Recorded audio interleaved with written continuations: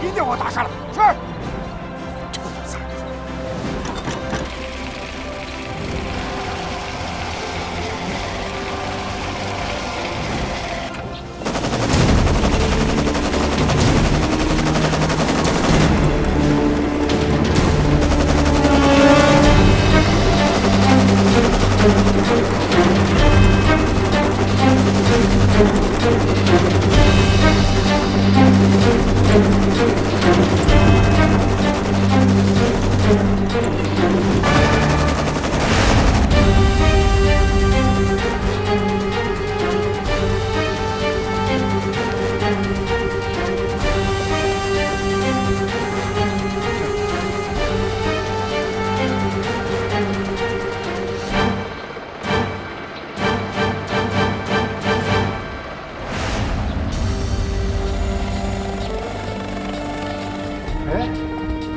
咱们陆航团的车，他们来了，不急了，别跑了。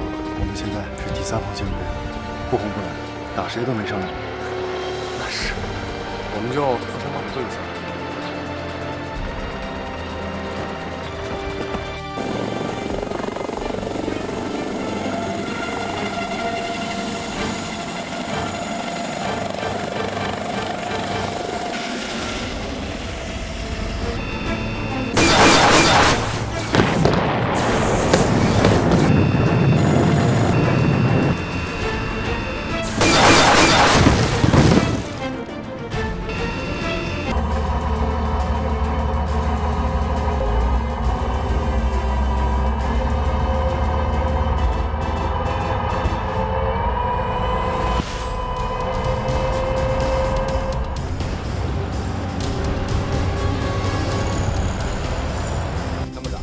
307、308、309进入有效射程。团长，2连各部已进入有效射程，请求开炮。等等，再靠近点，再向前推进500米。团长，直瞄没问题了。我让哀军兄弟们看清楚来势汹汹的96A 坦克军什么样子，让他们知道什么叫马拉多纳的长驱直入，什么叫泰山压路，什么叫铁流滚滚，什么叫不知所措束手就擒。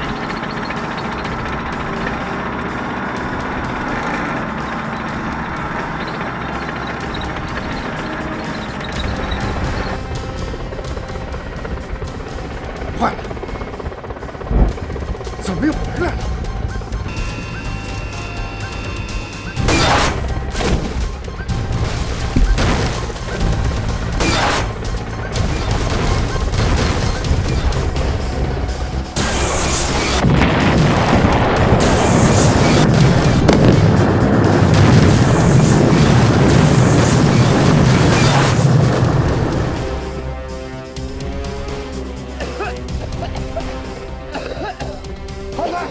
这样不行，强行进攻，地面上坦克都变成直升机的活靶子了。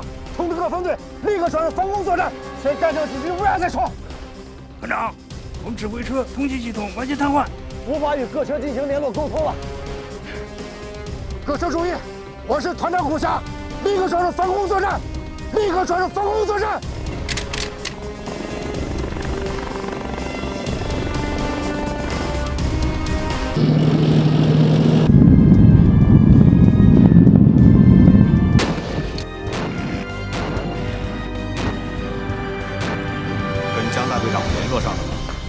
报告还没有，义军电磁干扰一直没停。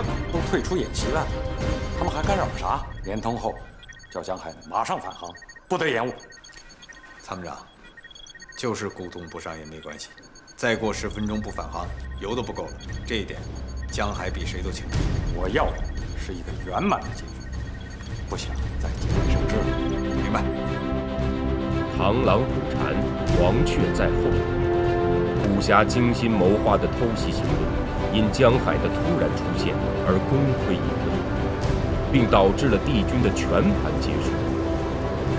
如果江海就此收手，安全返航，或许还能功过相抵，减轻处分。偏偏他又来了个搂草打兔子。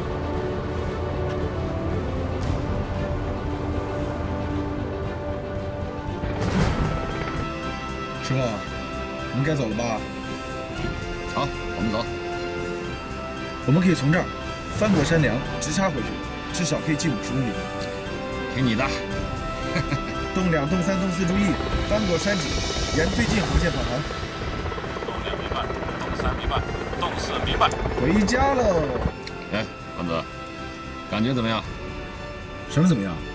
你不被团长处分就算不错了。哎，下面是什么？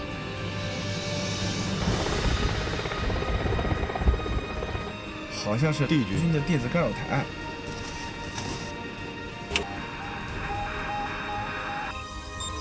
没错，干扰源就在这儿。原来他藏在这儿。干掉他！师傅，我们已经没弹了。再说演习也快结束了，但他还在释放干扰，说明战斗还在进行。我没弹没关系，重量机上还有火箭弹呢。这样，我们俯冲佯攻，重量随后攻击，搂草打兔子，扩大战果。这演习都快结束了，他干扰不干扰的跟我们有什么关系啊？我就不爱听你说这话。什么叫没关系啊？漏掉一个敌人就留下一个隐患，说不定明天你就栽在他手里。干扰我一上午了，我不打他打谁啊？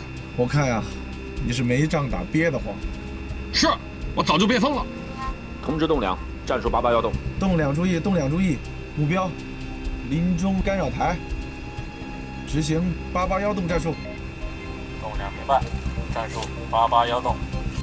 电子对抗是把双刃剑，在干扰对方的同时，也对己方通讯产生影响。显然，帝军电子对抗分队就始终没有收到坦克团已退出演习的通知，仍然保持着作战状态，不幸躺着中枪，而惹是生非的江海也没落得好下场。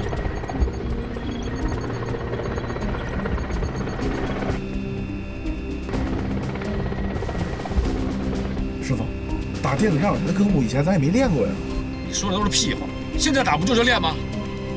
来，返航的油还够不够？返航是勉强够，要是再遇到别的情况，可就说不好了啊。行了，够回家路费就行。下去了。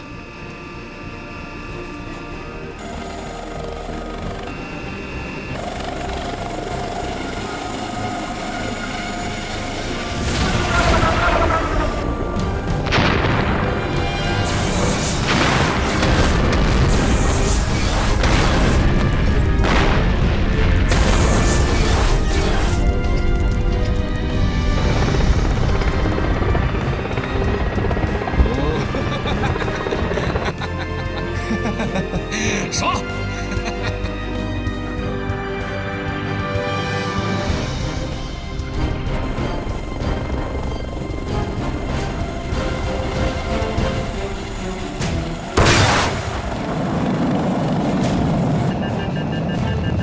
不好，我们被导弹咬住了。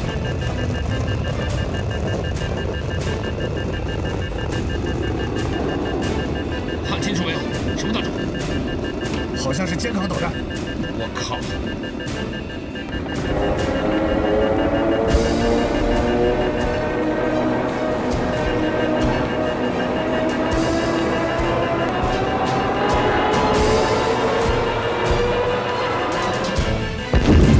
坏了，我们被击中了！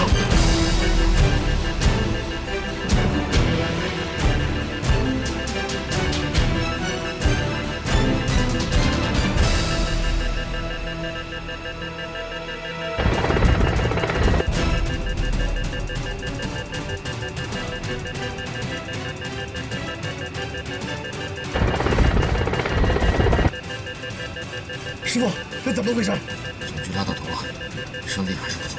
翻越山脊是不可能了。看来是不可能了，尽量保持平飞，冲出山谷。从山谷绕过去，油料肯定是不够的。先冲出去再说。这度量下来，看看怎么回事。不行，师傅，我们迫降吧。要迫降也得飞出山口迫降，不能让董侠看咱们笑话。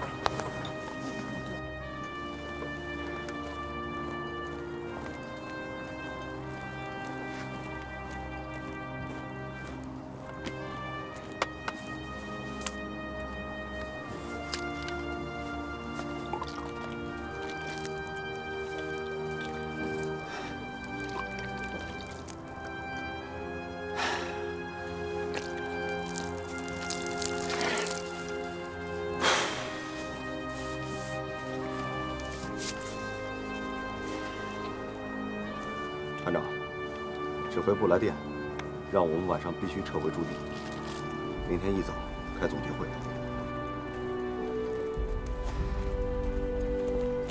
我们败了。是的。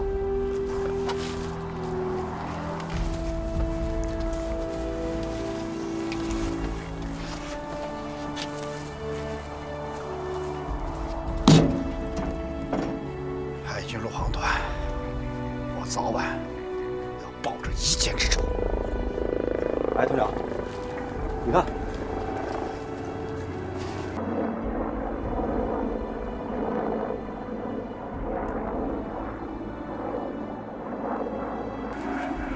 就是这小子，还没完没了呢！快，准备战斗！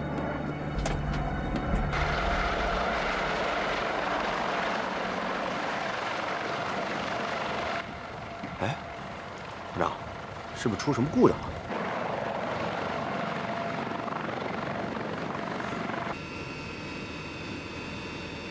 大队长，你先跟我们回去吧。不用管我，你马上返航，救援队会来的。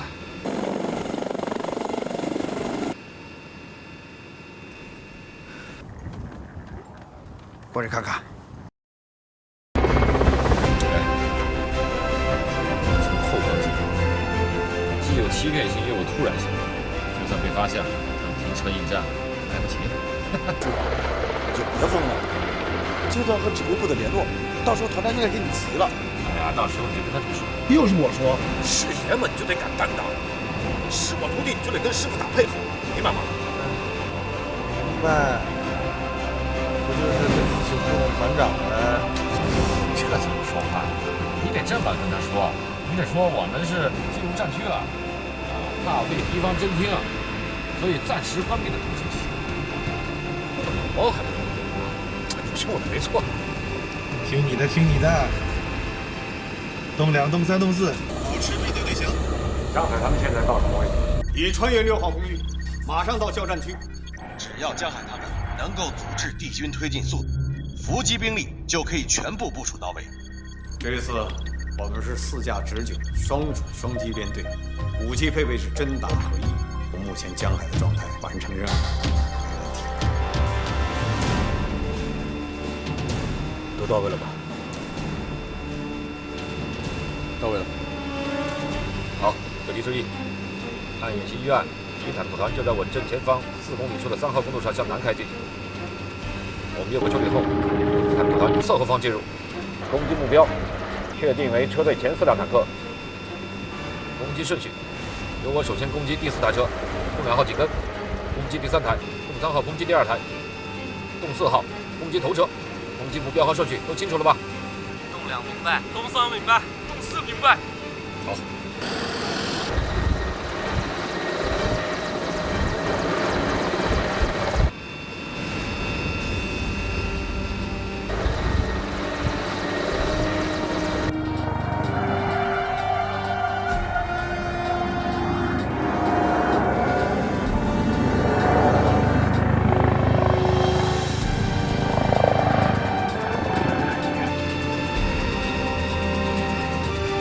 攻击！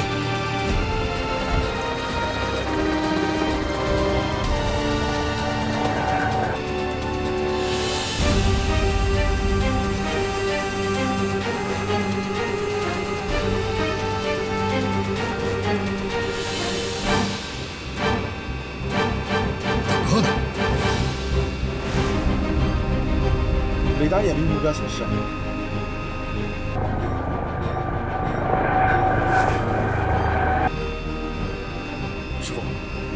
我们是不是把位置搞错了？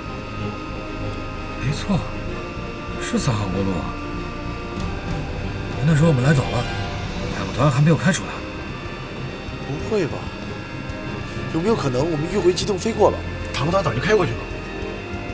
不可能，我们进入5号战区没多远，一个西装满员的建设团至少也得5公里长，不可能这么快就开过去，连点烟尘都没有。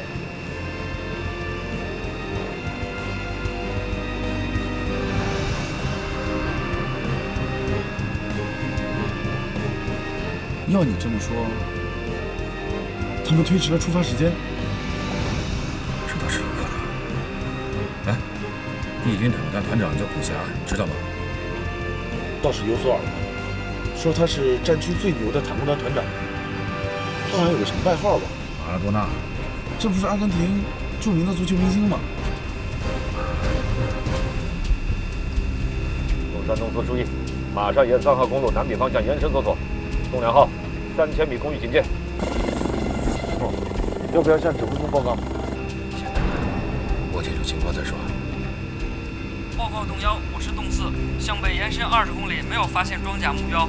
报告东1，我是东3，向南延伸飞行16公里，没有发现任何目标。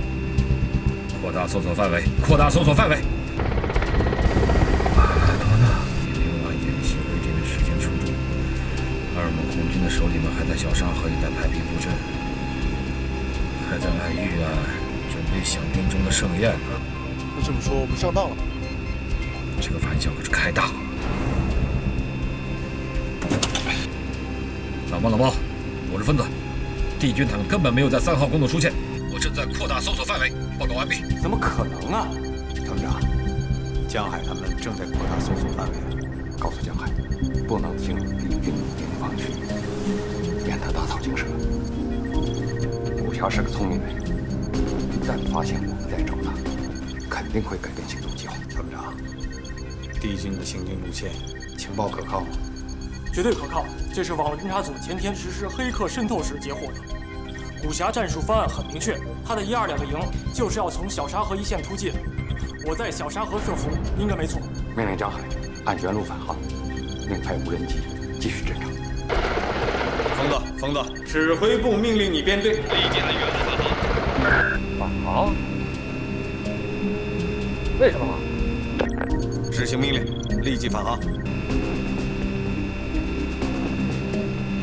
疯子明白。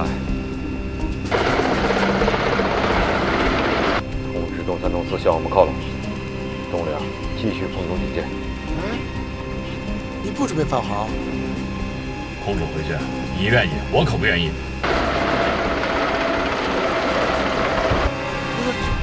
这是命令啊！命令当然要执行，但也得看怎么执行。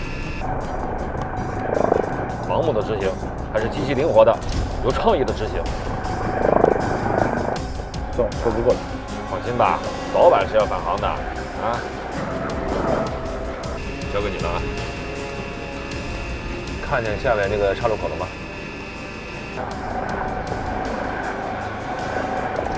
看见了，怎么了？下去看看。什么？落地啊？叫你下去就下去嘛。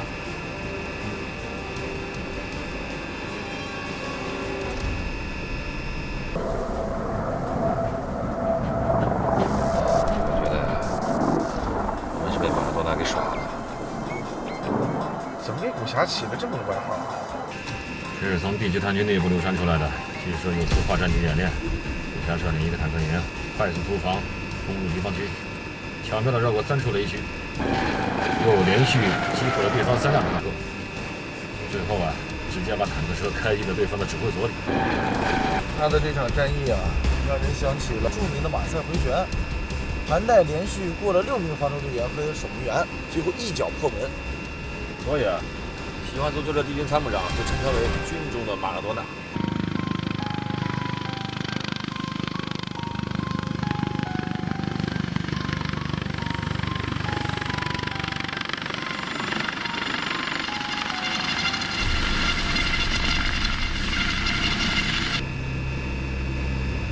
好了，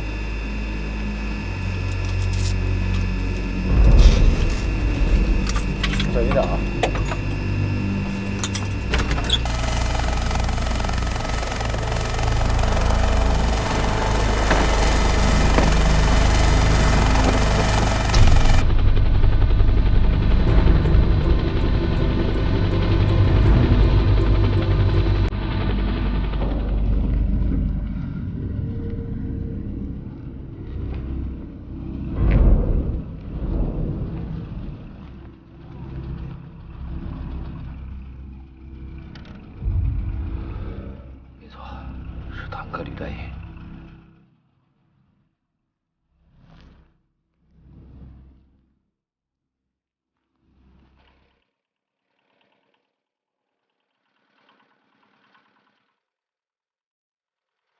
霞，部队在这里演习，你知道吧？知道知道。从这里过很危险的，坦克很快就过来了。坦克啊，坦克早就过去了。过来了？你怎么知道的？昨天晚上过去的，过去半宿了。哦，他们去哪儿了？往西边去啊。西边？西边不是山区吗？往山里去啊。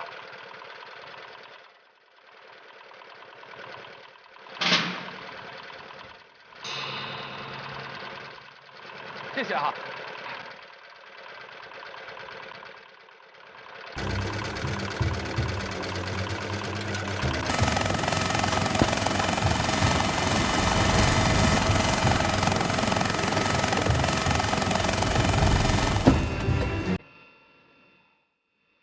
怎么样？有什么发现没有？什么话头？坦克昨儿晚上就过去了，进了西部山区。进山？地图。你看，从这个岔路口往西，确实有一条通往山区的公路。马尔多纳肯定是进山了。他进山干什么？这条路啊，有可能通向我军的后方。我怀疑他要偷袭我们的后勤基地。那要是这样，可就麻烦了。老毛，我是疯子。什么情况？快说！怀疑啊，地局在跟我们耍滑头。不要怀疑，要说依据。他可能走西部山区小路，绕到我们后面去了，要在我们后方实施偷袭。你这么肯定？这是一个很危险的行动。我建议啊，情况并不清楚，你建议什么？我看见3号公路上有坦克履带印，我还听老百姓说，昨天晚上有坦克开过。请指挥部马上调整部署，最好放弃伏击计划。团长，江海他们发现一个新情况，3号公路发现坦克履带印，他怀疑古霞的部队已经转向西部山区。古霞要走西部山路？胡扯！那么窄的路，能过坦克吗？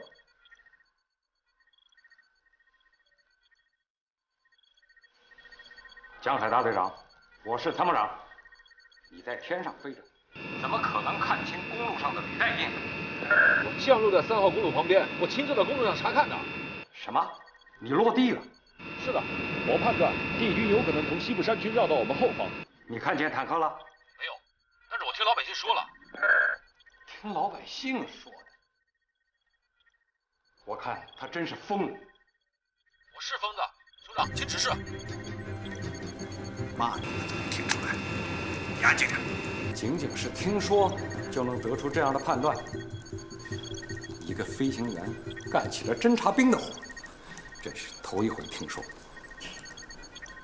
你叫江海他们马上返航，继续在3号公路上逗留，只会暴露我们的意图。是。疯子，请你按原路返航，听见请回答。疯子明白。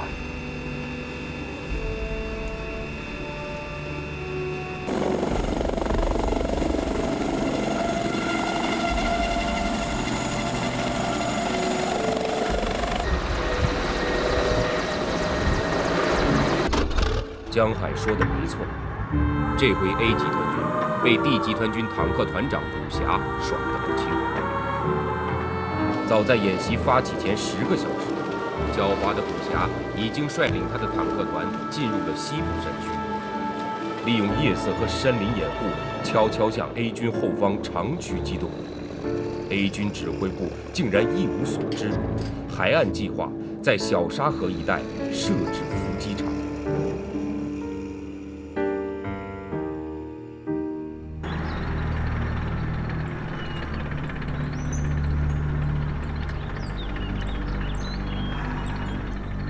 团长，来口水吧。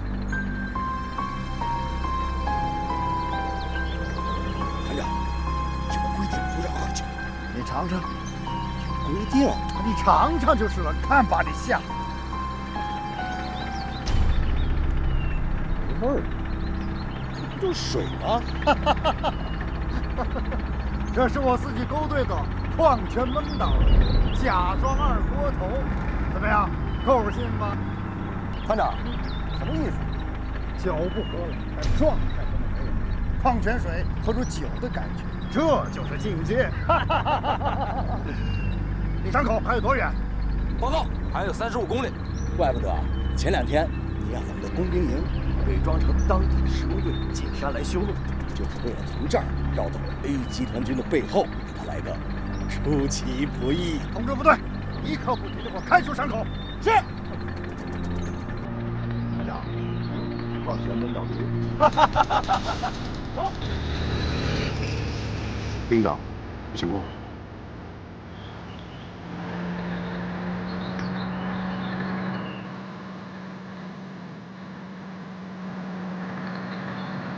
电厂不是在小沙口吗？他们怎么会在这儿出现？像是一次隐蔽行动。你看，那不是在消除痕迹吗？哎，副营长，我们要不要整他一下？首长要求我们不站边只讲局，摸清楚他们意图再说吧。明白。参谋长，我觉得江海报告的情况应该引起我们的警觉。报告情况可以，但做出判断是指挥首长的事。你同意他落地的？我也是刚知道。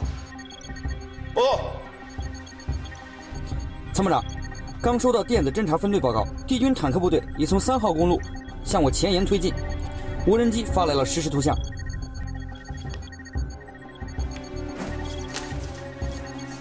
通知小沙河指挥所，做好战斗准备。是。左团长，看到了，4架直升机兜了那么大一圈，居然连1辆坦克都没发现，还得下来问老百姓。无人机一趟，连视频都发回来了。江海他脑子是不是进水了？师傅，指挥部说的也有一定道理。什么屁道理？你看啊，西部山区道路狭窄，重装备根本就无法通过。就算是敌军想偷袭我们，也不会选择这条道路。他们能飞过去？那你干嘛就非要怀疑国家会搞偷袭呢？战场上唯一相信的就是你自己，唯一不能排除的是对敌人的怀疑。我可不想白来一趟。按照命令返航也不算是白来一趟吧？那你告诉我，敌军坦克深夜通过3号公路岔路口，又突然神秘消失，不知去向，这个动作说明什么？我告诉你，任何隐蔽行动的背后都有不可告人的目的。我不想放弃我的判断，有继续侦查追踪的必要。李飞，师傅，你就按照命令返航了。松手！师傅，你不要再违抗命令了。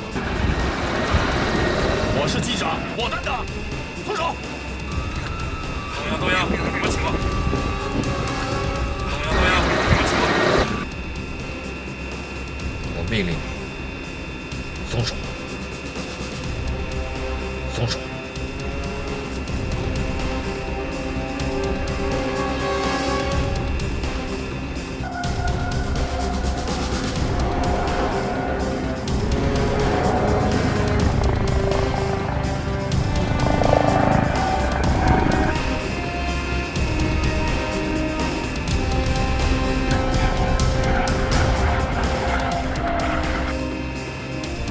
东2、东3、东4，跟上我们。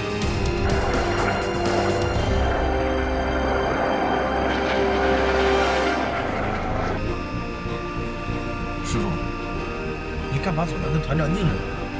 这不就是个演习吗？你给我闭嘴！演习就是为了打仗，打起仗来，什么情况都会发生。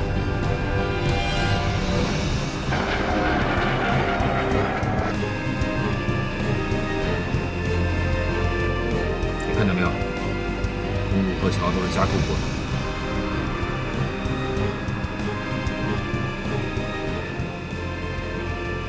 树上落满了尘土，这就是坦克开过的痕迹。通知编队减速，我们翻过山梁，沿另一侧飞。这片山谷我们从来都没有飞过，如果离开了公路，我们就更不好判断方位了。我们如果继续沿公路飞，很有可能会遇上敌军坦克。你注意看，这里还有一条平行的山路。我们如果沿这里飞过去，有可能会更加隐蔽的接敌。东2、东3、东4注意，控制飞行速度，保持前后距离，跟随东妖翻越山脊，沿右侧山脊隐蔽接敌。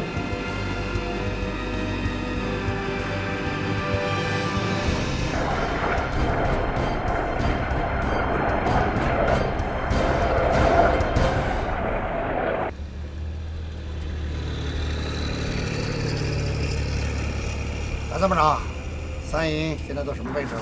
不出意外的话，应该过了3卡米，大概再有1个小时，就可以进入小沙河村附近。前两句黑客一进来，我就知道呀，他们在摸我们的底。既然主动上门，这人情我能不送吗？马上就要出山谷了，3营的佯攻任务还按照原计划行动，按计划执行。告诉三营长，不要有丝毫的犹豫。阿西啊，有眼睛，把 A 军主力吸引过去，就算完成任务。我们一定要坚信，只有用三营被歼的巨大代价，才能换取我们长途奔袭的胜利。我们的成功也将奠定敌军的最终胜利。打掉他的燃油补给，就等于切断了 A 军的大动脉。军长之所以能批准我一天，看重的呀，也正是这一点。师傅，你看，看你们往哪儿跑！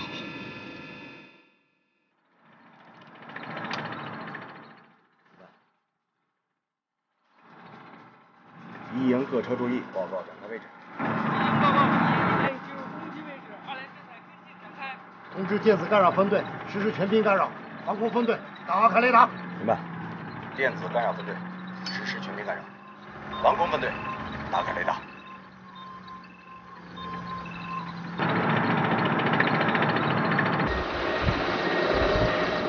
命令编队准备攻击，动摇动2，原地跃升。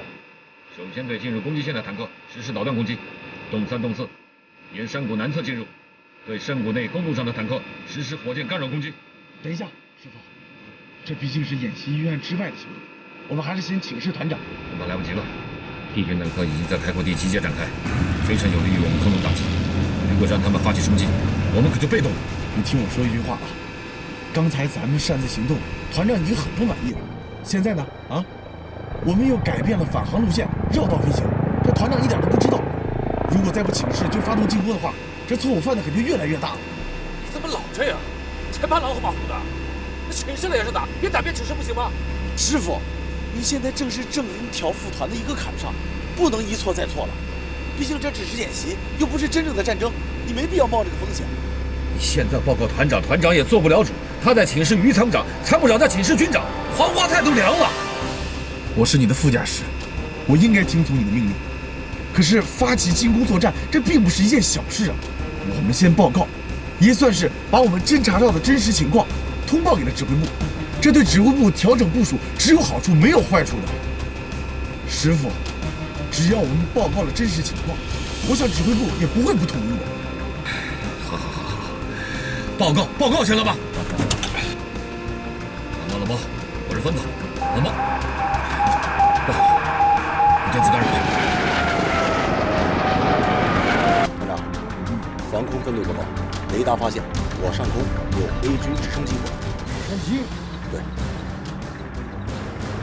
命令2营防空掩护，地空导弹全部进入作战状态。明白。可恶！妈的，逼咱挺赢。命令1营1连立即发起冲击，进入有效射程，马上给我开炮。明白。1营1连，发现目标，即刻开火！发现目标，即刻开火！还是不行啊！别折腾了，敌军的全屏干扰，再不打就贻误战机，后方基地就让连过端了。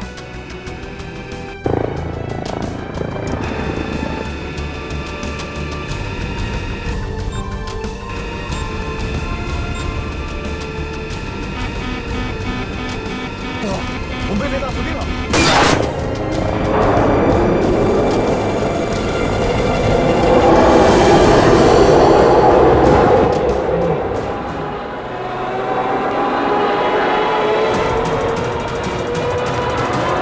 只要让我的导弹有用，他就别想跑。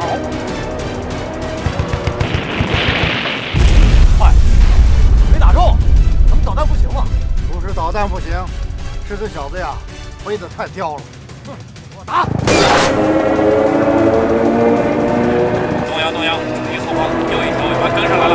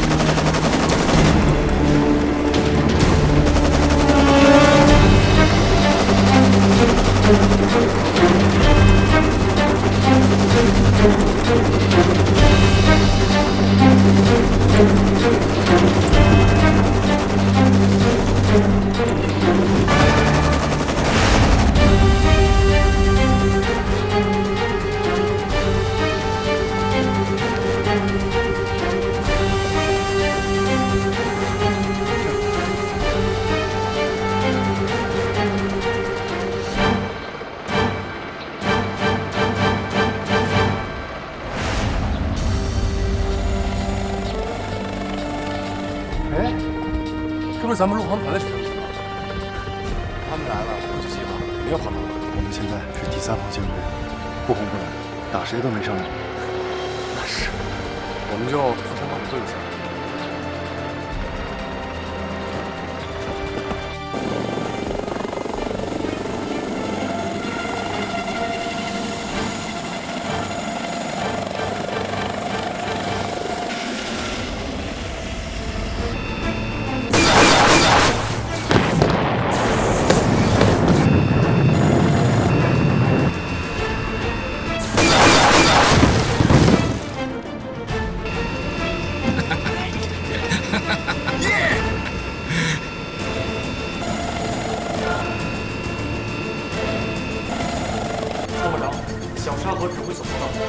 帝军坦克团只有1个连的坦克进入伏击圈，后续坦克一直在2公里外走走停停。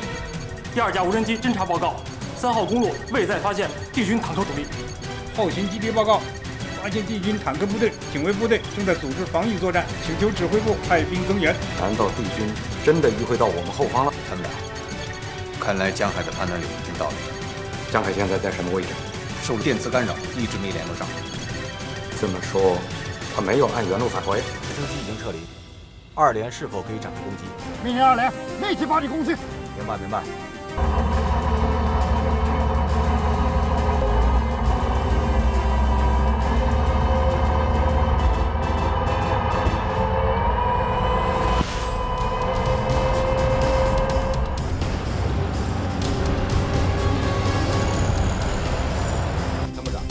307、308、309进入有效时。团长，2连各部已进入有效射程，请求开炮。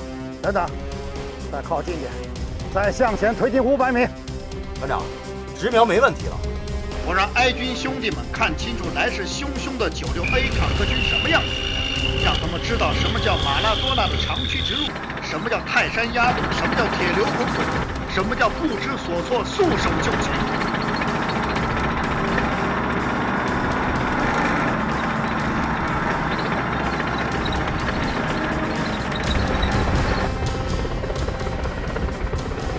坏了，怎么又回来了？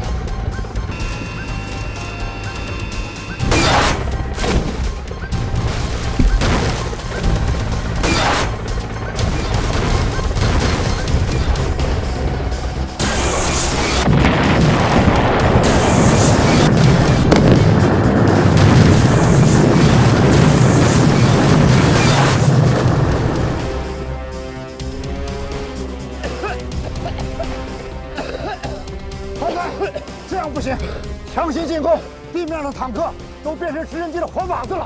通知各分队立刻转入防空作战，先干掉几局乌鸦再说。团长，我们指挥车通信系统完全瘫痪，无法与各车进行联络沟通了。各车注意，我是团长虎侠，立刻转入防空作战，立刻转入防空作战。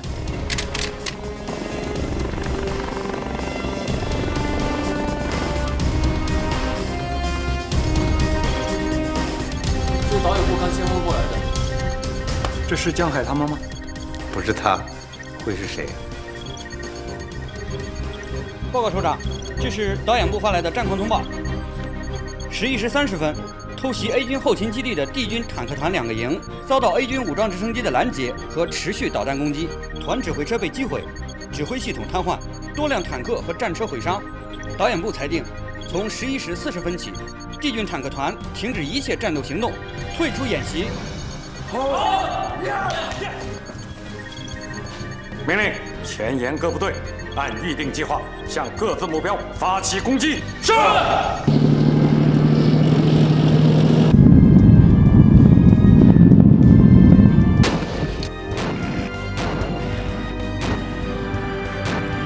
跟江大队长联络上了吗？报告还没有，敌军电磁干扰一直没停。都退出演习了，他们还干扰啥？联通后，叫江海马上返航，不得延误。参谋长，就是沟通不上也没关系，再过10分钟不返航，油都不够了。这一点，江海比谁都清楚。我要的是一个圆满的结局，不想再节外生枝了。明白。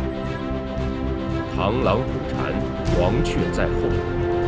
虎侠精心谋划的偷袭行动，因江海的突然出现而功亏一篑，并导致了敌军的全盘结束。如果江海就此收手，安全返航，或许还能功过相抵，减轻处分。偏偏他又来了个搂草打兔子。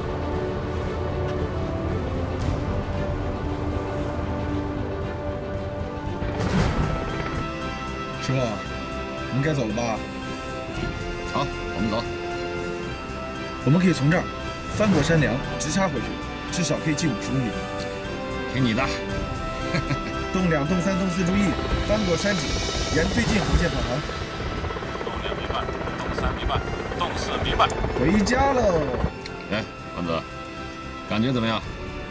什么怎么样？你不被团长处分就算不错了。哎，这下面是什么？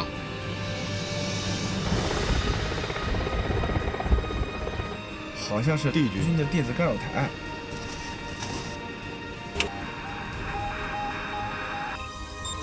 没错，干扰源就在这儿。哇，原来他藏在这儿。干掉他！师傅，我们已经没弹了。再说演习也快结束了，但他还在释放干扰，说明战斗还在进行。我没弹没关系，重量机上还有火箭弹呢。这样，我们俯冲佯攻，重量随后攻击，搂草打兔子，扩大战果。这演习都快结束了，他干扰不干扰的跟我们有什么关系啊？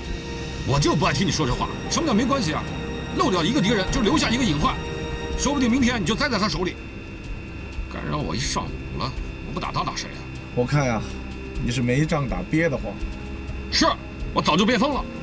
通知栋梁，战术88要动。栋梁注意，栋梁注意，目标林中干扰台，执行88要动战术。栋梁明白，战术88要动。电子对抗是把双刃剑，在干扰对方的同时，也对己方通讯产生影响。显然，帝军电子对抗分队就始终没有收到坦克团已退出演习的通知，仍然保持着作战状态，不幸躺着中枪，而惹是生非的江海也没落得好下场。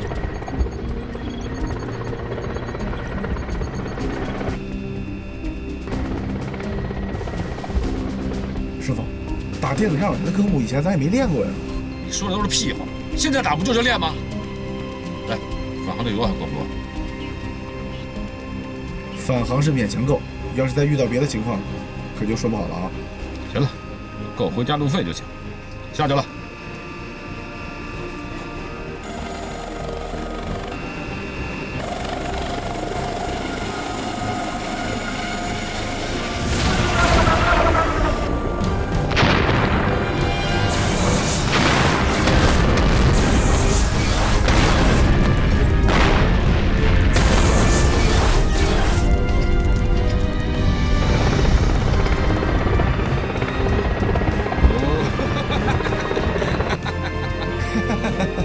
爽！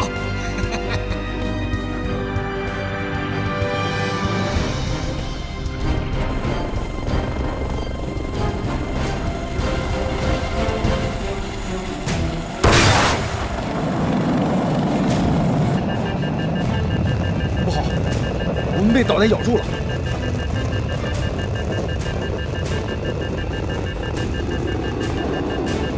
看清楚没有？什么弹种？好像是肩扛导弹。我靠！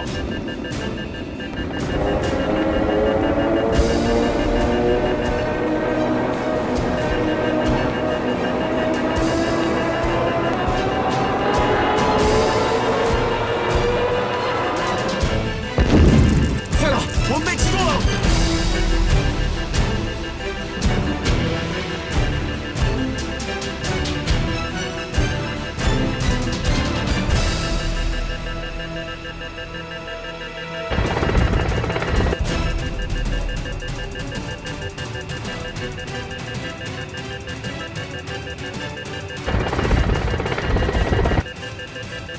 师傅，这怎么回事？总局拉到头了，身体还是不错。翻越山脊是不可能了。看来是不可能了，尽量保持平飞，冲出山谷。从山谷绕过去，油料肯定是不够的。先冲出去再说。叫部长下来，看看怎么回事。不行，师傅，我们迫降吧。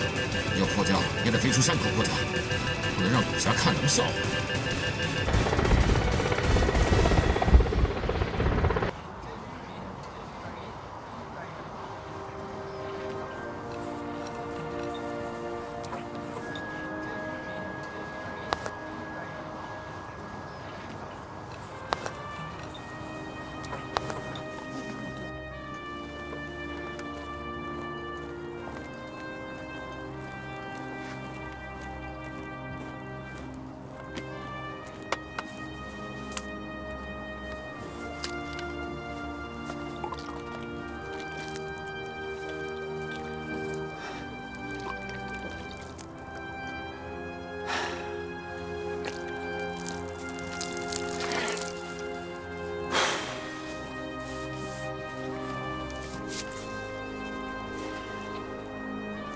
团长，指挥部来电，让我们晚上必须撤回驻地，明天一早开总结会。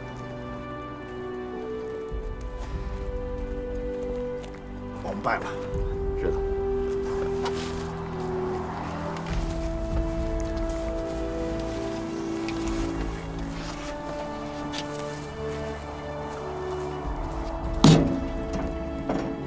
海军陆航团，我早晚要报这一箭之仇。哎，团长，你看，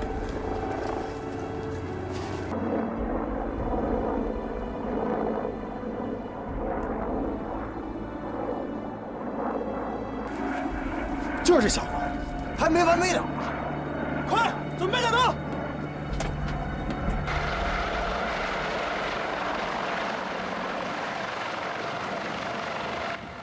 哎，团长，是不是出什么故障了？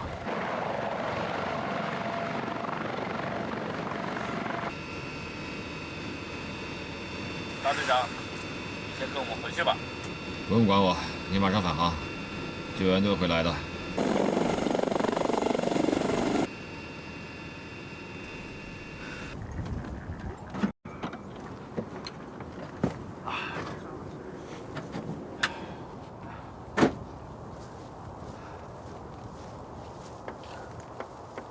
真晦气啊！师傅，不用说了，我知道你要说什么。师傅，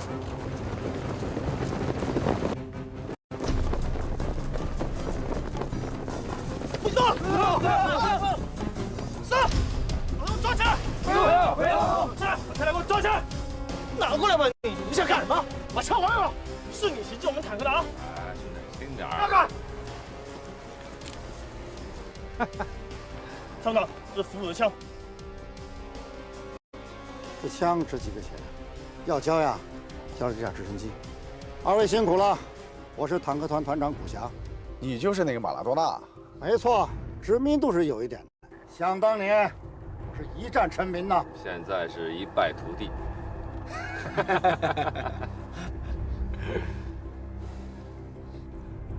你得告诉我，你们是怎么得到的情报，又是怎么知道我从西部山区迂回偷袭？你的番号告诉我的？没这么简单。你们的团长老毛我认识，我们是陆军指挥学院战术进修班的同学。好，我可以告诉你，但你得告诉我，是谁用健康导弹把我打回来的？什么健康导弹？哦，原来你小子啊是被导弹揍下来的。你叫什么名字？江海。绰号疯子。这是我们大队长。江海倒名不见经传，疯子倒有所耳闻。你们团长老毛告诉我，说他们团里有个飞行员是个飞行疯子，吃饭、睡觉、上厕所都在研究飞行，几乎痴迷。某日，此人正在蹲坑，突听一架战机低空飞过，屁股没擦就冲了出去。有什么好笑的？哎，真是不打不相识啊！你还没告诉我，是谁把我战机打下来的？我们没有带健康导弹，除非你遇到了索马里海盗和极端分子。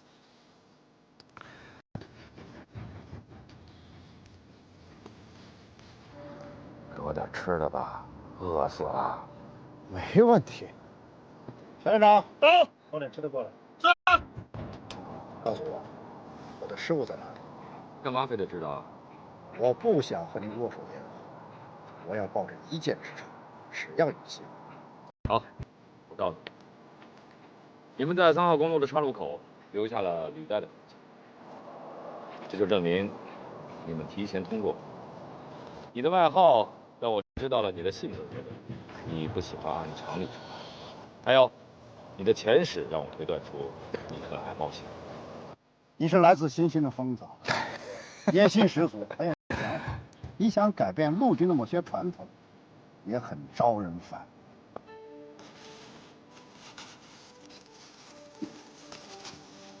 江大队长，还有什么需要帮忙的吗？没了，谢谢。我们的救援直升机马上就会赶过来，我们一定会再见。我们后会有期。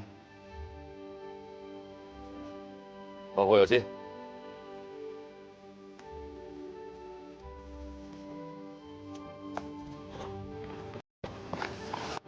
战地抢修组10分钟后出发。江海啊，这次太过分了，部署们那是过不去了。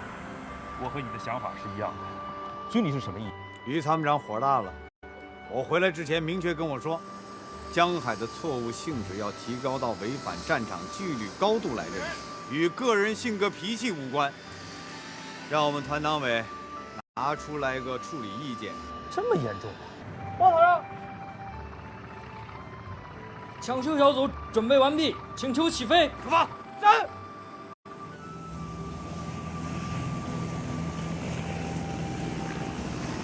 你看马拉多纳刚才那股牛劲儿，好像败仗不是他打的似的。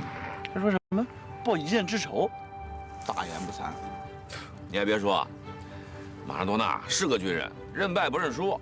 你也别说人家了，先想想你自己吧。我们今天运气挺好的，战机把握比较准确，四级配合也比较默契，就是直9的挂弹量太少了，打几发就没了。我手里要有架阿帕奇，今天打起来更过瘾。要不说你每天都活在梦里，这什么意思啊？你就别再喋喋不休地回味你那些辉煌了，先想想怎么混过这一关。错都犯了，怎么混过去啊？我都替你想好了，回去之后呢，我去跟团长政委啊，我这么说，偏离航线是我的主意，陆地侦察呢也是我的提议，还有西部山区的跟踪追击是我非去不可，你不同意，被我给说服了。你这是要为我两肋插刀啊？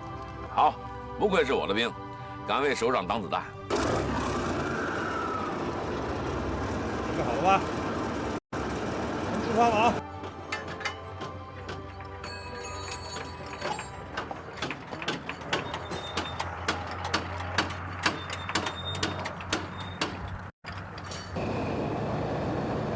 队长啊，你看，哟，好像是首长来了，抓紧时间集合队伍，快，明白？集合！集合！这个追，向前走。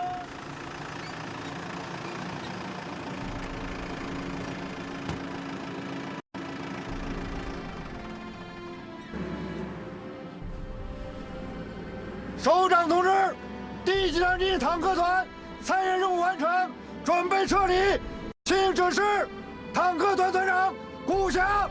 请稍息。是。扫兴。顾团长到。我对你们坦克团声东击西、大纵深机动战术很有兴趣，所以我要特意来你们看一看。报告首长，我们没有完成任务，我有责任。对抗演习是一种最高形式的训练，不存在着谁胜谁败，目的是练兵，练的是协同指挥，练的是战术意识，练的是创新战法。我在演习指挥中心看到了你团的战术运用全过程，从网络渗透到反渗透，从信息伪装到三营佯动。你们敢于拿出2个重装备营，实施了大规模的奔袭、大纵深的迂回穿插，胆子够大的。这也可以说是信息战和传统战法的有机结合。但是，你在这次防空作战中，由于缺乏足够的准备，而最终是功亏一篑。这个教训也是深刻的。首长，是我的失误，我忽视了爱军陆航部队的存在，没想到陆航部队的直升机会突然出现，更没想到武装直升机会这么强的攻击力，被他们打得措手不及，教训深刻。回去过后一定认真总结。哎，丸子，谈过恋爱吗？谈过啊。谈过几个？情种啊你！情什么种？有用吗？都是被人家踹的。哎，那为什么呀？按说你也算是高富帅了吧？我也想不通。我长得不算差吧？我老爸也有钱，最少几个亿。我妈呢，还把2栋别墅的房产记在我名下，就是说给我结婚当新房用。你说现在的女孩都想什么呢？想什么？什么都想，就是不想守着一个天天想打仗的丈夫。你这叫什么话？你是谁啊？是国家用黄金堆起来的天之骄子，中国陆军航空兵的飞行员。这些对他们来说都没用，只是一种光环，一种虚荣。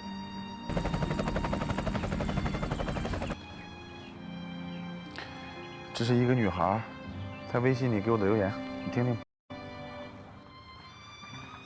是她吗？小斌，我不得不跟你说实话，要说我不爱你，那不是我的真心话。可现实生活中，你留给我的时间实在是太少太少了。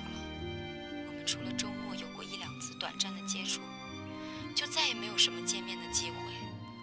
你说你总有任务，总过给我留下一点温存。你总说你爱我，可你换上军装就忘记你曾经的许诺。我很珍惜我们的相识，可你也要理解一个女孩，她更需要的是浪漫，是呵护。难道你忍心让一个爱你的人把美好的青春时光耗尽在无休止的等待中吗？你能给我一个不再训练、不再准备打仗的承诺吗？这是第几个？小五子。我们沿河流往上游飞，接近山口就能看到他们了。我觉得啊，这小五子还是蛮真实可爱的。我建议啊，在小六子没出现之前，先吊着不放。啊，师傅，你觉得当兵光荣吗？当然光荣了。我不这么认为。说说你的看法。我觉得挺失落的。那你为什么当兵啊？是我爸让我当的。我爸说当兵最光荣，他把当兵光荣那个小红牌子变成一个大铜牌，挂在我家门口，把我穿军装的照片放大了1米多长，挂在公司办公室里。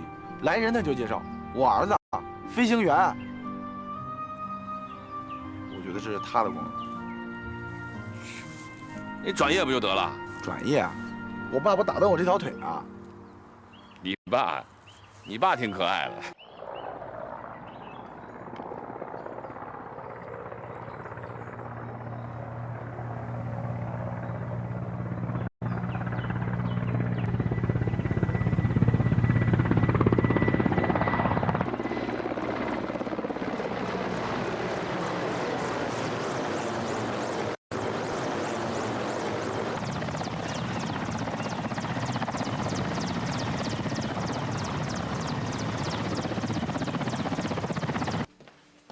首长，车已经在楼下等着了。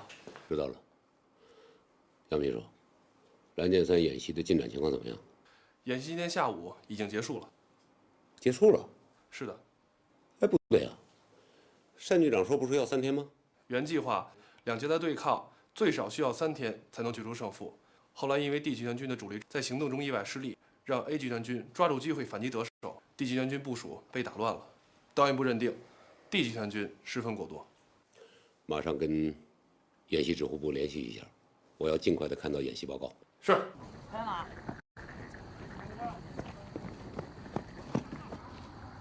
哎呀，今天要是见好就收，结局就完美了。你的意思是，不打电子干扰台就完满了是吧？但至少我们这会儿已经躺在床上睡大觉了，不至于在这荒郊野地等人救援吧？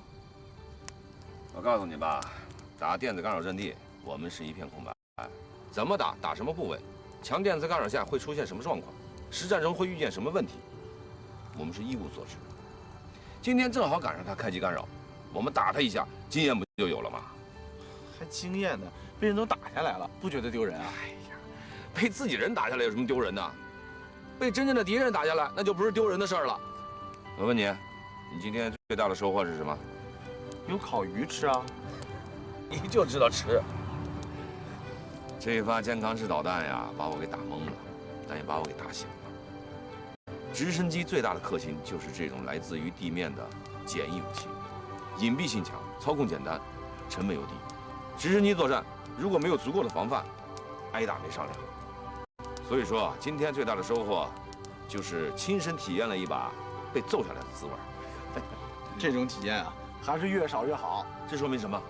打仗不光要想着打人家，还得防着别人打你。美军的2架黑鹰怎么在索马里坠毁的？就是被这种肩扛式火箭筒给打下来的。说的也是，肩扛式导弹已经成为武装直升机的死敌了。不过，美军那次也是因为轻敌了吧？我们犯了同样的错误。我们是被什么肩扛式导弹打下来的？是红鹰5还是前卫2？我根本就说不上来。好像是 F006啊。我很想找到这个玩 F006的家伙。干嘛？报一箭之仇，拜他为师，向他请教打直升机的经验。你这又是何苦呢？他发射的时机非常好，正好是在我调整姿态，准备进入平飞的那一瞬间。是个高手。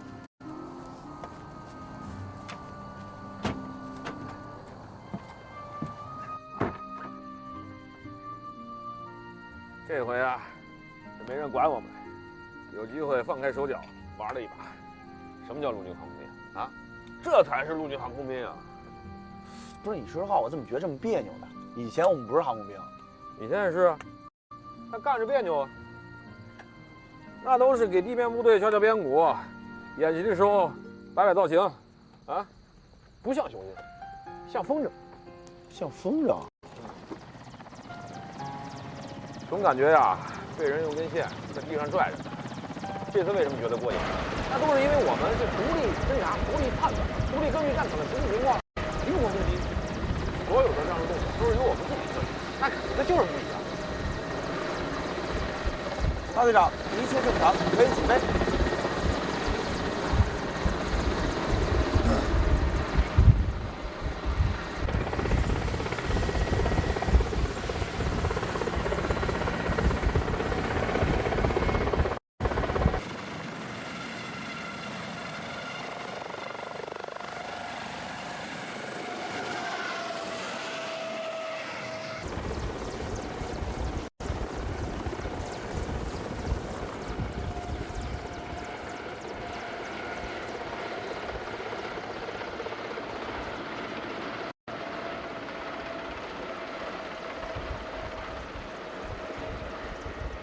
哎，师傅，你跟副教员怎么样了？以后见面得叫嫂子，记住了吧？哟，这才几天啊，就叫嫂子了？我怎么觉得这事儿这么不靠谱呢？说话呢？什么叫不靠谱啊？人洪大队长比你有优势。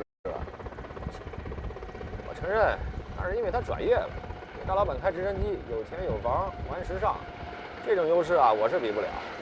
但是征服一个女人，要像驾驶直升机一样，对她要有全面的了解、深刻的认识，对她的每一个系统都要了如指掌啊！尤其是发动机，也就是心脏，她的心。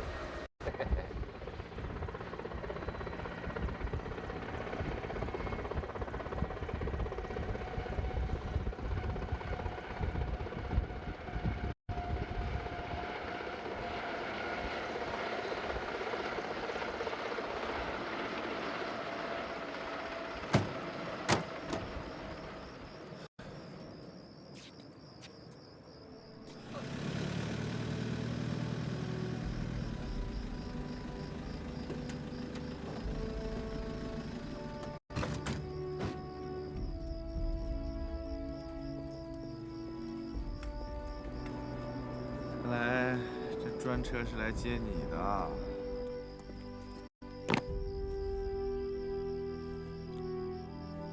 江老队长，跟我走吧。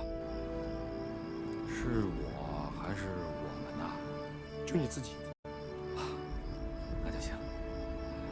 哎，你可别忘了啊，咱俩一言为定的事。放心吧。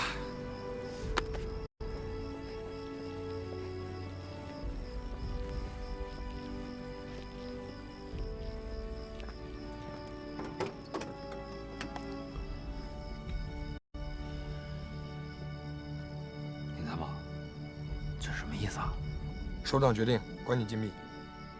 这谁的决定啊？你觉得团里有这个权限吗？军首长的意思啊？行吧。我能先打个电话吗？不能。不是，我就。别看江海表面上显得无所谓，其实他已经清楚自己将要面临什么样的后果，甚至处分。他做好了充分的思想准备，迎接暴风雨的到来。但没有想到的是，这场风雨来得超乎他的想象。先送我到团部啊！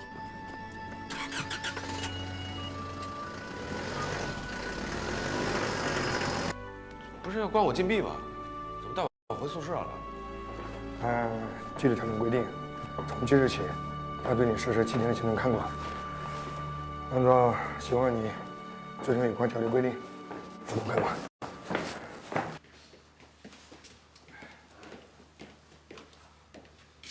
江队长，在没有他的允许下，你不可以随意外出活动。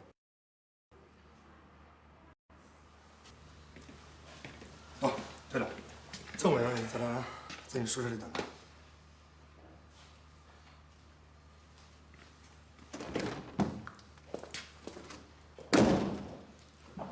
有什么情况及时汇报。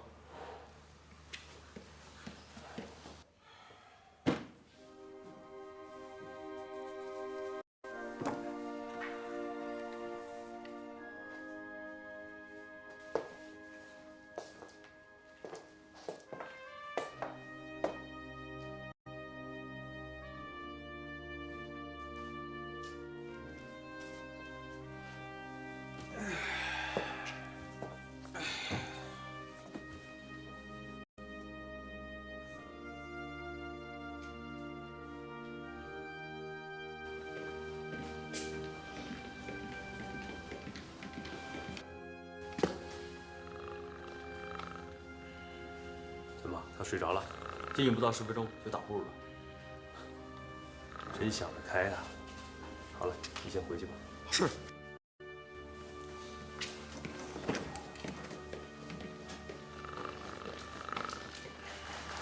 江大队长打了1天仗，能不累吗？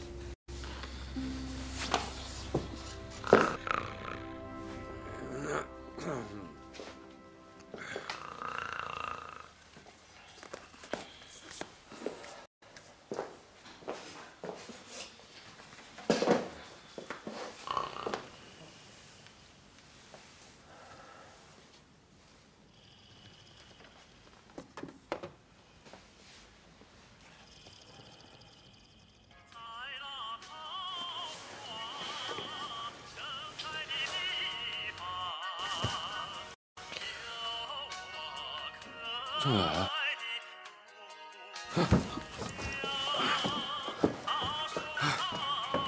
你怎么在这儿啊？先接电话吧。喂，凤英，还没睡呢。你不是也没睡吗？在干嘛呢？我干嘛？我关禁闭呢。什么？你在关禁闭？啊，目前叫行政看管，看来出了不清。政委也是在审我呢。哎，儿子睡了吧？行了，你就别再操心了，我等你的电话啊。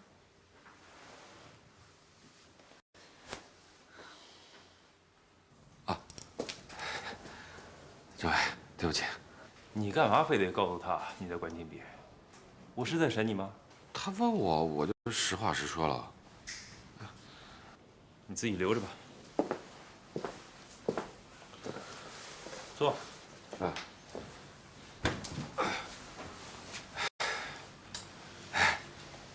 第一次被看管，没想到。有意见？没意见。错误性质严重，不好好关起来，反省几天哪行啊？知道有多严重吗？多严重？反正你说关几天就关几天，我服从组织安排。你关监狱的罪过都够了啊！我犯法了？违抗命令，不执行战场纪律，触犯军法。你以为你打了几辆坦克就可以逍遥法外了？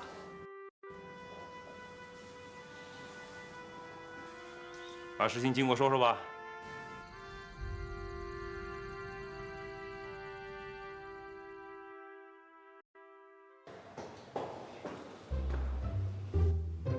报告，进来。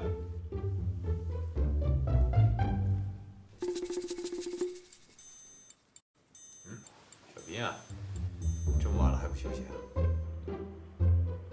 我想跟你聊聊。哎呀，你跟江海都飞1天了，有事明天再说。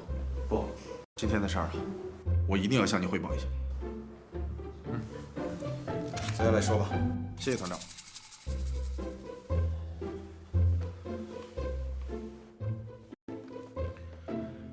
今天违抗命令的事儿，是我干的。是你？对，是我。进入战区之后，是我要求改变航线的。那么江海呢？江大队长不同意。后来，我坚持要改变，被我说服了。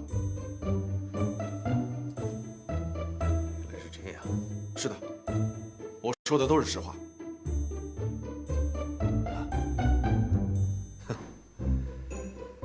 我们还以为是江海呢。团长，一般都会这么认为的。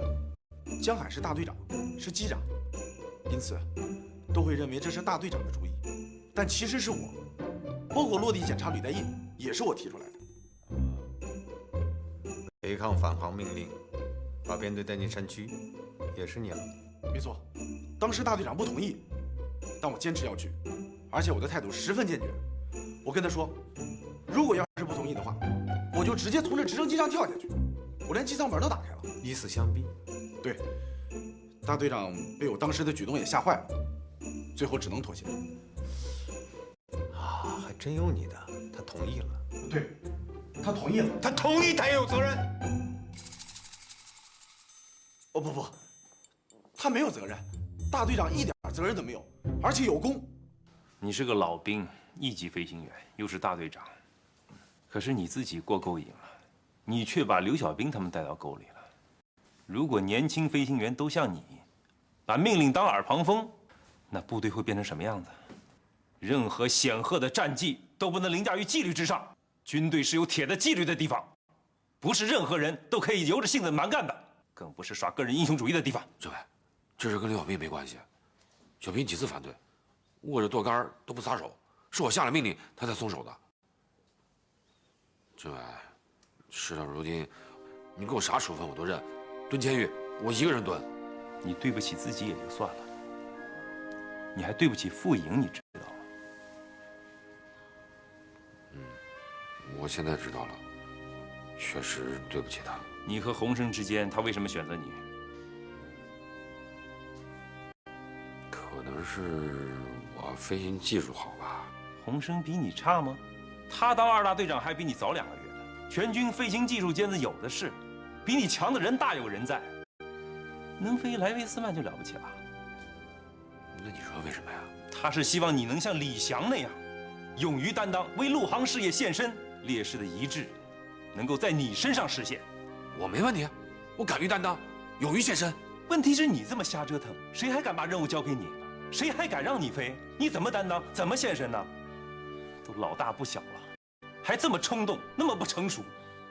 我看你呀，也就是落个壮志未酬身先死，长使英雄泪满襟的下场。哎呀，我这把我说死了。你知道傅颖决定第2婚仍然要嫁飞行员，他顶着多大的压力呢？知道，他爸妈都不认他了。可是你只想着自己过瘾过瘾，错误一个接着一个。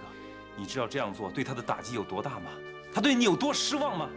我要不是穿着这身军装，我真想大嘴巴抽你。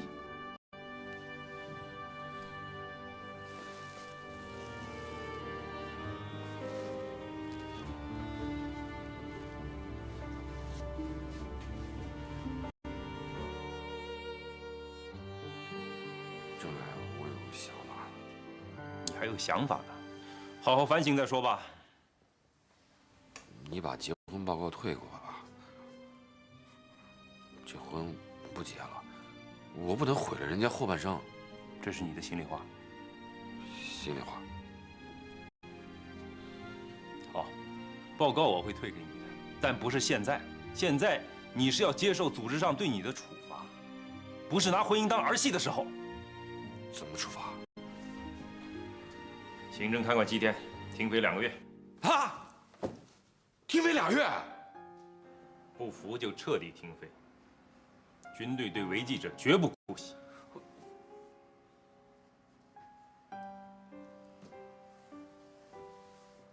好，2月就2月。先写出深刻的检查，等待军里的处理决定。我写。哎，政委，检查写得好，能不能减刑啊？1个月怎么样？这是军里的决定，谁跟你讨价还价？当我们发现帝军2个团的时候，他们已经准备向后勤基地发起进攻了。在这个紧要关头，江大队长毫不犹豫地带领我们编队冲了过去。不对呀，江海不是一直反对你违抗命令吗？反对你擅自把编队带入山区吗？是，他是反对的，而且是坚决反对。那这就不符合逻辑了，是不是？既然他一直反对，怎么可能在不请示、不报告的情况下发起攻击呢？对呀，这听起来啊是有点不符合逻辑，可是逻辑也是因人而异的。你想，江海的外号是什么？是疯子呀。那疯子就会有疯子的逻辑，他只要一看见敌人，那眼睛都红了，疯劲儿一上来拉都拉不住。疯子的逻辑，你接着说。再说了，当时啊，江大队长是想向您汇报来着，可是我们遇到了敌军的电磁干扰，和您联系不上。如果不打的话，就会贻误战机，所以我们就先斩后奏。后头这几点倒是符合逻辑啊。对呀，而且我觉得江大队长的这场战斗打的是太棒了。他第一个架机俯冲下去，就把马拉多纳的指挥装甲车给摧毁了。然后呢，他又指挥动2、动3、动43架战机，从不同的方位不间断地向敌军的坦克群发起了进攻，摧毁了敌军的5辆坦克，成功挫败了敌军的偷袭计划。团长，说实在的啊，要是没有江大队长的果断出击，这后勤基地肯定会被人家连锅端的。说完了？说完了。不对呀，还有呢？还有，我觉得应该给江大队长请功啊。那你呢？我反正都交代完了，团领导看着办吧，什么处分我都能接受。忧郁王子，忧郁王子，我真是对你刮目相看呀！不，你不像学飞行的，你像写小说编故事的。不，你像演员，把故事演绎的感动人呐，有声有色，有鼻子有眼，精彩纷呈，感动中国。团长，我说的都是真的。对，你说的都是真的，对吗？可我一直反着听。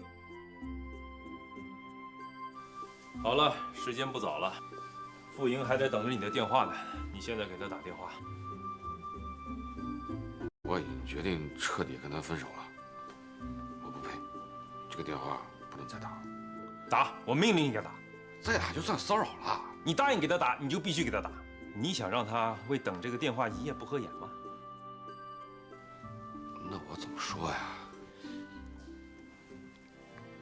你就说跟政委已经交流过了，政委说，你的想法是好的啊，做事呢有点操之过急，没什么事儿了，让他放心。政委，你这是真话还是假话？对你是假话，对他是真话。你要敢瞎说一句啊，我饶不了你。你以为把屎盆子往自己头上一扣，他就没事了？你这不是帮他，你是害他。演习期间如此违抗命令，你刘小兵还没有这个胆儿，擅自改变航线，关闭英达电台，啊，带队进入西部山区，不请示就开战，只有他江海能干得出来。我闭着眼睛都能想象到，你还冒出来冲大头。团长，这事儿我也有错，我也有责任呐。你企图包庇江海的错就是你的错，但是你的错抵不了江海的错。团长，刘小兵，这么晚了怎么还不睡呢？人家刘小兵仗义，替江海顶雷来了。刘小兵，我知道你和江海有个密谋，可是人家江大队长已经把你卖了。把我卖了？是啊，他全招了，如实招来，承认全部都是他的主意，都是他干的。他怎么这样啊？我就想不通了。他犯错了，你有什么想不通？大队长的想法是正确的，我们陆航的战术不能总是老一套吧？这次大队长带领我们追击敌军坦克团，那打的是积极主动，完全体现了我们陆军航空兵的优势啊！这是战法上的创新，训练上的探索，这是我们陆航部队以后发展的方向。我认为，错是错，功是功。团里边应该肯定大队长的想法和战法。陆航是雄鹰，不是风筝。喊什么？哎，是非功过不是你定的啊！赶紧回去休息吧。我等大队长一起回去。人早回宿舍反省去了。啊？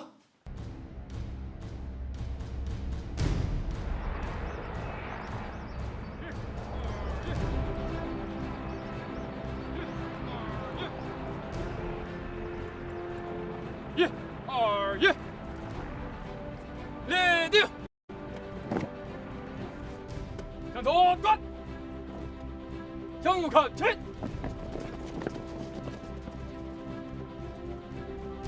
向前看，小心，立正。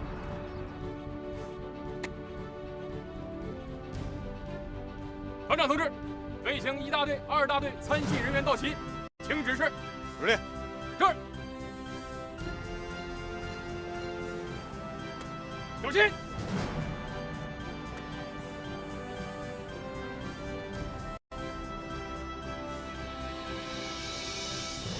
同志们好，开始。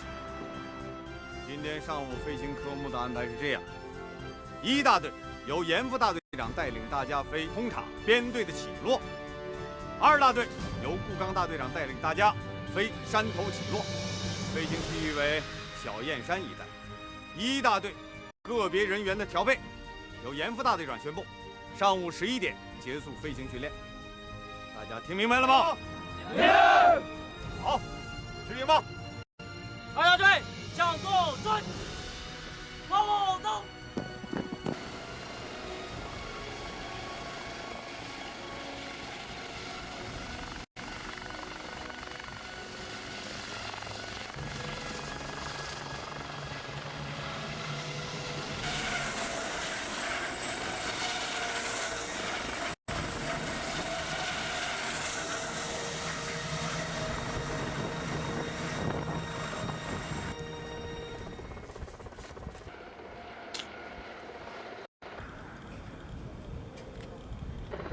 小斌，今天你当机长怎么样？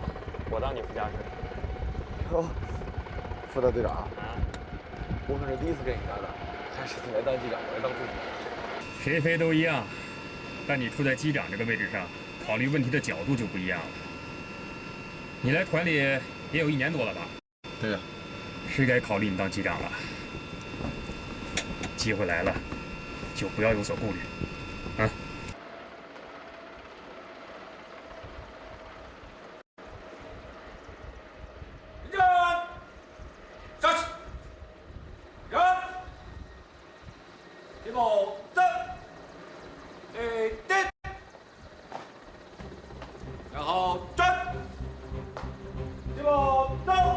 即便是江海实话实说，出卖了徒弟刘小斌，也没能减轻对他自己的处罚。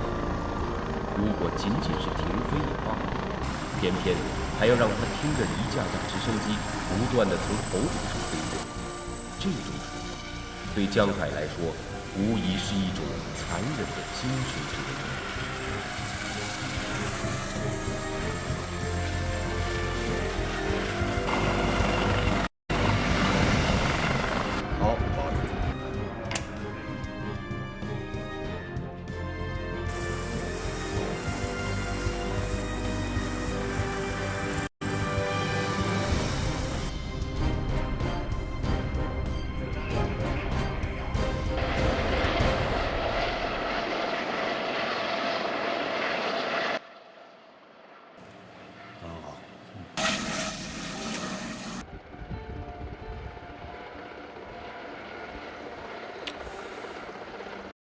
这是老猫的4.1，这是耗子的4.3，这是我的9.1啊！哎呀，应该是王子在飞吧？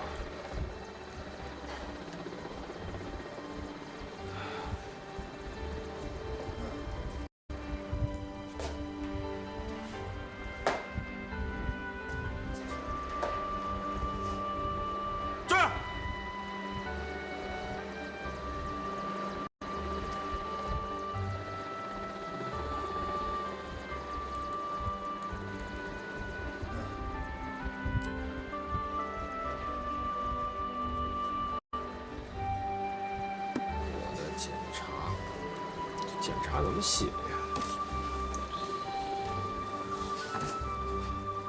亲爱的军领导，我叫江海。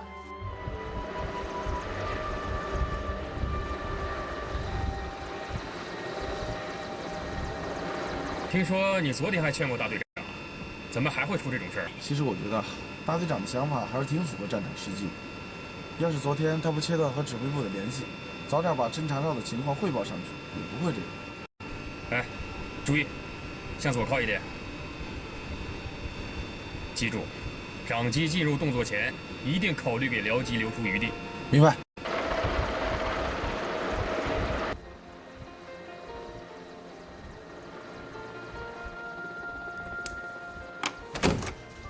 大队长，你要什么？我们大队在训练呢，我出去看一眼。这不行，就出去10分钟5分钟也不行。不是，你听见没有？他们光飞通场不飞战术，这谁指挥的？这是？谁指挥的也不行。兄弟，咱俩交个朋友啊！你放我出去一会儿，等我官复原职，我带你坐直升机到天上转悠，怎么样？真的？真的！哎，我说话算话，我出去一会儿。不行。你信什么？姓李。你应该姓周。不行。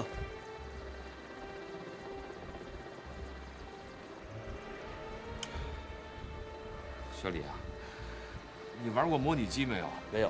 哎，我跟你说，你放我出去，我带你去玩模拟机，跟开真的直升机一样。真的？真的，但有个条件啊。放你出去肯定不行，有什么条件你说吧。你太有才了，我不出去了，行吗？首长，蓝箭3号演习资料发过来了，我已经调出来，放在桌面上了。你要看的话，点开就行。A 级单军中华堂有人吗？战况通报有一点，但不多。预案上是要出动4架19执行阻击任务。